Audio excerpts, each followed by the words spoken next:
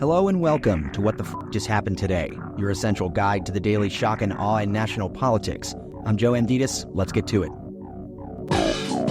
It's Wednesday, December 18th, 2024. Welcome to day 1429. The House Ethics Committee secretly voted to release its report on Matt Gaetz and allegations of sex trafficking an underage girl and illicit drug use.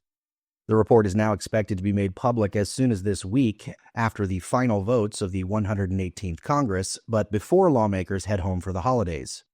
The years-long investigation looked into allegations that Gaetz had engaged in sexual misconduct and illicit drug use, accepted bribes or other improper gifts, shared inappropriate images or videos on the House floor, and obstructed the House probe. Earlier this month, House Republicans blocked the release of the report. Gaetz abruptly resigned from Congress after Trump tapped him for Attorney General last month, but 2 days before the bipartisan committee was set to vote on releasing the report.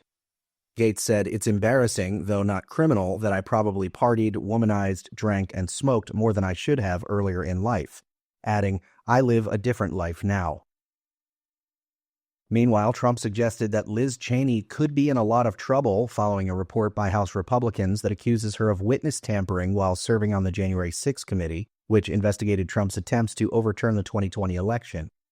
The report alleges that Cheney colluded with star witness Cassidy Hutchinson and calls for the FBI to investigate the former lawmaker for presenting uncorroborated, cherry-picked, and at times false evidence.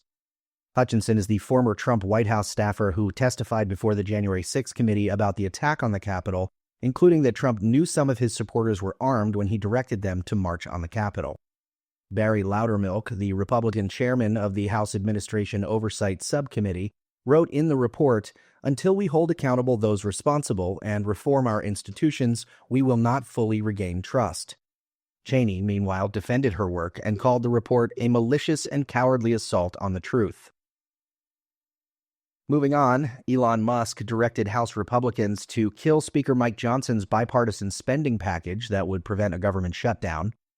Musk called the must-pass spending bill a crime that should not pass, adding that any lawmaker who votes for it deserves to be voted out in 2 years.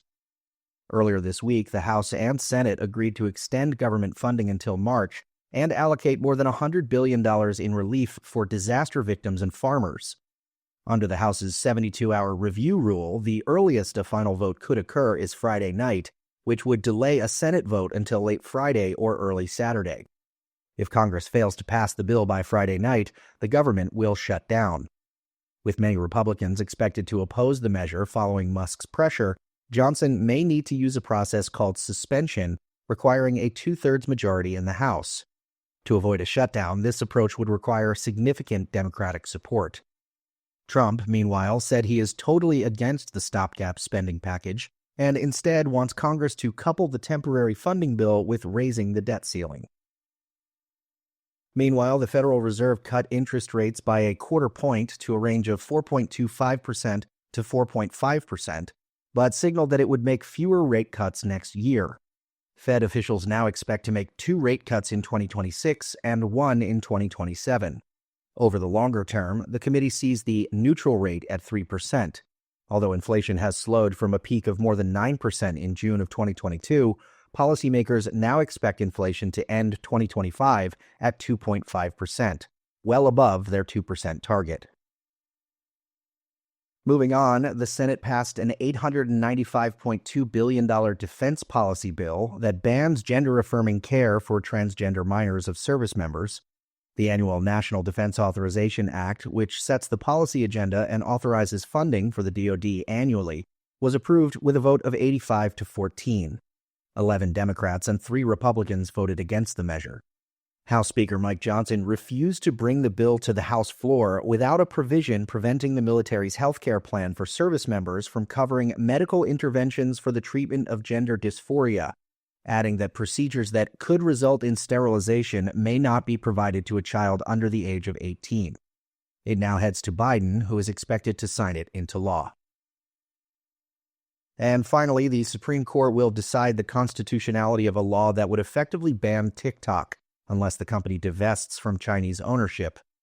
The law, a bipartisan measure passed by Congress and signed into law by Biden earlier this year over national security concerns, requires TikTok's Chinese owner ByteDance to sell the platform to an American company or face a ban.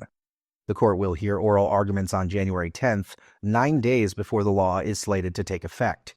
If the Supreme Court upholds the ban, it'll take effect the day before Trump's inauguration, who recently said he had a warm spot in his heart for the platform, despite signing an executive order in 2020 forcing the sale of TikTok. That's all for now. You can find the links and sources for all of these stories on the main website. And as always, visit whatthefjusthappenedtoday.com for the latest news and headlines. Until next time, I'm Joe Amditis.